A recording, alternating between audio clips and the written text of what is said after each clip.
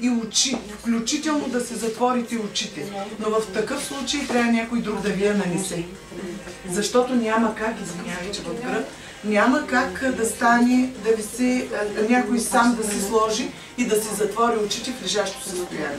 Трябва съпруг, приятел, брат, който намерите, деца, който намерите в къщи.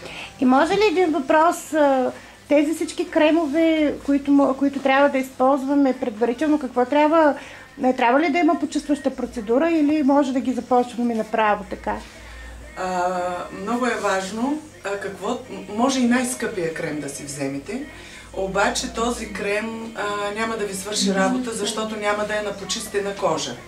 Кожата трябва да се почисти при специалист, за да може това, което си като нанесеш после крема, той попива дълбоко в дълбочина. Едно е да си почистиш домашна грижа, да си почистиш кожата с един ексфолиант, пяна, гел, кой каквото е счел за добре за собствената си кожа. Друго е, когато дойдете при специалист, той включително ще ви даде и информация какъв крем да използвате.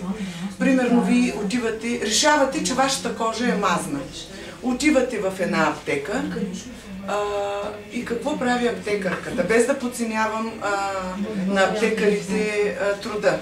Но казвате, искам крем за мазна кожа, взема аптекарката, чете по крема и казва, този крем, предлагам ви този крем, той е за мазна кожа. Но в случая вашата кожа е нормална и вие сами си променяте pH-то на кожата. Затова тук осторожно внимание. Почиствате кожата при специалист. Той ви дава съвет каква е вашата кожа, ви тества кожата. Оттам нататък правите закупуването на крема. Много хора купуват крем и смятат, че с това скъпия крем и смятат, че с това са приключили. Не.